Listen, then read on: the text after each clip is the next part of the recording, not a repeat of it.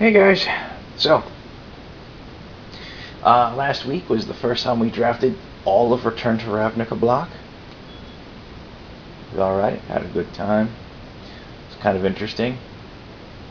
Um, Two drafts I did kind of mediocre in both of them. Happens. Some days you're the dog, some days you're the hydrant. Today I was a little bit of both. Yes, I was a hydrant with legs that was leaking all over the place. Whatever. Don't ask me to make sense of it, because there's no sense to it. But that's okay. First draft, I think I did better with the first draft deck than I did with the other one. Now, here's the funny thing is, I'm running 5 clue stones from here over to this way is first draft. Anyways, as I say, I'm running 5 clue stones, all of them in relevant colors, 2 Orzhov, 2 Azorius, 1 Dimir. And people sat there, it's like, the whole draft, people like, oh, clue stones suck, clue stones suck, clue stones are horrible. And you know what? I consistently hit 4 mana. Consistently.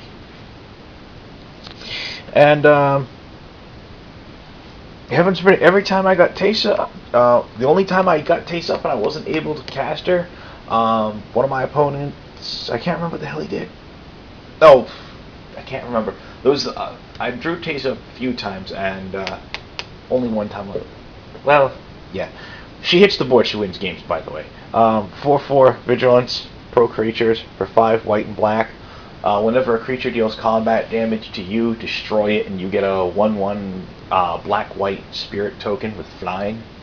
Yeah. Yeah, she does evil stuff. Evil stuff. So she's pretty awesome. But she was not first pick. She got passed to me, believe it or not. She was second pick in pack 1. First pick was one of these Ascended Law Mages. I ended up with 2. That's pretty saucy. It's a 3/2 flying hexproof for 2, a white and a blue. That's pretty saucy. Pretty saucy. Wasn't sure about Teysa either way for a while, but I ended up with 2 Balustrade Spies and a Devour Flesh, so I'm like, hey, that's that's good, that's good. Deputy of Acquittals is really nice. Judge's Familiar, nice evasive creature. Death Cult Rogue, once again, nice evasive creature. Cloudfin Raptor, if it comes down early, it can be funky. You're swinging. You'll eventually be swinging with like a 2 power flyer, most likely. It's pretty good. It's pretty good, especially if you can use that Deputy of Acquittals to bounce something and recast it. And next thing you know, hey, guess what? Your dude is huge. Which reminds me, what you're not seeing that was in the deck was the, I can't remember what it's called, the 6-drop 4/4 that's blue and black. I had a foil one that when it hits the board, return a permanent your opponent controls to their hand, and then they discard a card. There were a couple of times I was able to use that to bounce a gate. That was pretty awesome. That was a huge tempo hit for the opponent. That was really nice. What also was really nice is one time my opponent tries to kill the damn thing, I played the Deputy of Acquittals and returned it to my hand. And when he realized that he was going to see the damn thing again on my next turn, and he was going to get something bounced and then discard, the look on his face was so awesome. This look of, oh my god, I just kicked myself in the ass. Yeah, that was pretty sweet. That was pretty sweet. Teysa, she's pretty cool. Frostburn, weird. This guy popping up again. Oh, this guy's an old friend. Oh, you can win backs on this guy's game. Win games on this guy's back. Bam. I ain't had coffee yet. Leave me alone. So, anyways, yeah, he's a 1/4 for 2 mana, and he's got the. Well, some people might not recognize the reference. He's got the Flowstone mechanic. That is, you pump him and he gets +1, -1. All well and good. This guy's awesome. He's awesome. Arrest and Smite, creature control and removal.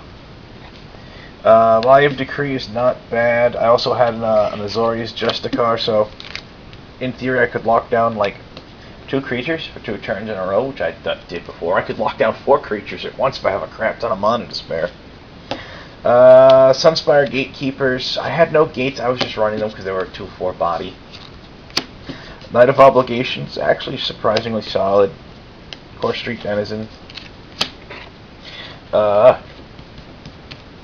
Sideboard had a pair of Void Wielders. Perilous Shadow. I wanted to run. I just couldn't justify it. Maybe I should have, because he is pretty sweet. Sewer Shambler. He's not bad. I mean, 2/1 Swamp Walk with Scavenge. He has a decent power. He dies easily and has Scavenge. That's nice. That's nice. 2 Asperius Skywatch. I thought they were kind of high on the curve, so I didn't use them. Horror of the Dim. You know, I keep seeing this guy. And you know what? You could do far worse for his mana cost. He's 4 and a black for a 3/4 pump blue, and he gains hexproof till end of turn. He's actually surprisingly solid. It's just every single time I've drafted him, I just didn't have space in the deck for him. I just didn't. And I think part of that is because of how high he is on the curve. You know, he's not bad. He'd be a good high-end filler card. But every time I've drafted him, I've had better stuff to put into that high end than him. Almost sad. Hired Torture, interesting. He's very mana intensive for his ability, and he's got Defender. Yeah. Well, on the other hand, he might synergize with some of those Defender keyed cards that we see in Return to Ravnica, like for example the Lava Crew. Was the Lava Crew? No, Lava Crew is untapped whenever you play a multicolored creature. The Axebane Guardian, you tap him for 1 mana, color of choice for every creature with Defender you control. Or the Doorkeeper thing who mills. Yeah, he's nice. Restore Peace, it's not going to see a lot of play. I mean, it's not necessarily bad, but in order to be useful, it requires you to take hits. People don't like taking hits, not in draft. Blasted Genius. For a while I was considering using red with that blue, and going Azorius and Azorius is it Boros instead of Orzhov, Azorius, Dimir, but oh well. So I got the Blasted Genius and Nivik Cyclops. Sky Games, meh. Nav Squad Commandos, whoop-de-doo. Paranoid Delusions, no one cares. Doorkeeper, hey, look at that. Speak of the devil, and the devil appears, right? Common Bond was kind of a hate draft. I wasn't really planning on going into green. That's a card you really don't want to underestimate. If you're in those colors and you don't have any combat tricks, grab those. Those are nice. Chronic Flooding, no one cares. Essence Backlash, I got stuck with. It's like a last pick. Whoop-de-doo. Out of the prize pool, I got foil promo Breaking and Entering, which the shopkeep was nice enough to kick into the pool. Asperia, I'm pretty sure I have at least 1 or 2 are hanging around. A Consuming Aberration, it's nasty. I don't think I'd ever play him constructed, but it's nasty. And a 5-alarm fire. Yay, a 5-alarm fire. Not really something you normally want to say yay about. Oh my god, there's a 5-alarm fire! Yeah. Second draft. I didn't do well with this deck. I want to say I came in closer to the bottom than the top. That's life sometimes. A lot of fixing. I've got 4 gates, 2 Orzhov, a Rakdos, Boros, an Orzhov Cluestone, an Om's Beast of all things. It's big. You can't argue it. It's a 6/6 for 4. It hits the board, and you could swing with that Bad Larry. And heaven forbid it. Every time he hit the board, he was an intimidating presence. People looked at him and they're like, ooh. Even if they didn't say anything, they looked at him and it's like, yeah, that's a 6/6. Beef is useful. Some first strike capacity, a riot piker, a splatter thug, and ethereal armor. Ethereal armor also could go nicely with some other stuff I've got hanging around. I'll get back to that. But that's sad, like so. Flyers! Daggerdrome Imp. There's an old buddy. Flying lifelink? Yeah. Another Death Cult Rogue, a Vassal Soul, a Kingpin's Pet. Those are nice. 2/2 Flying Extort? Yeah, I'll do that. Why not? Blaze Commando was almost more of a filler card. I probably shouldn't have even been running him, really. Oh, other than the fact that, oh, look, he's a...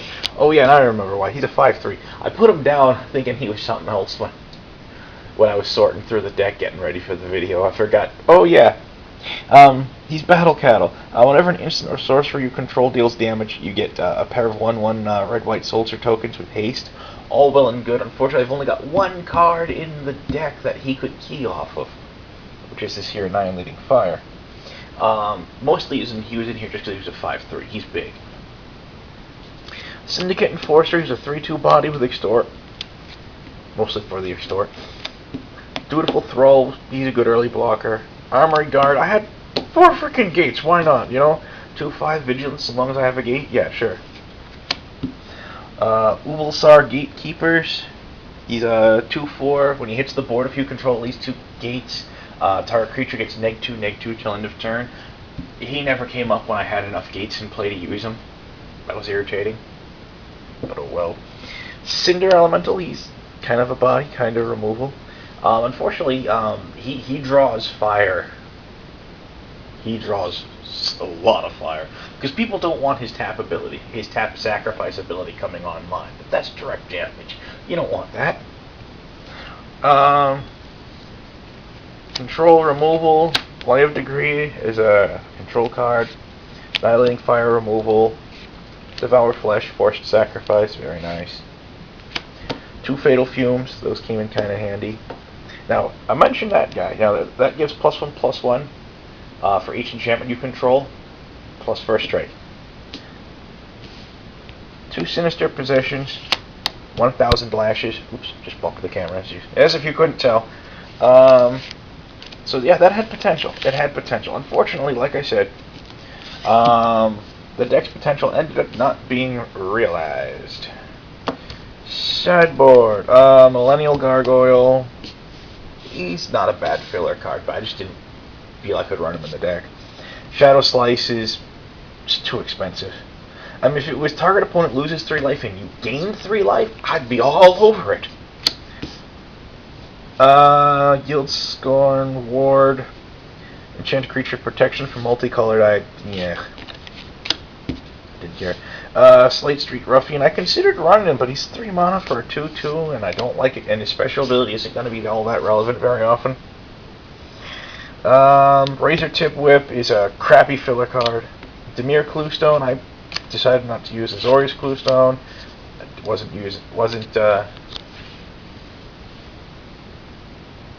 running blue. Thought about it. There's a Skymark Rock, a Liev Sky Knight, an Azorius Charm, and Azorius Keyru. And I thought about running those blue cards, but I thought I was getting more value out of my red. I was probably wrong on that. Probably wrong. Mind Rot, it's okay. It's not spectacular, but it's okay. Cremate, meh, who cares?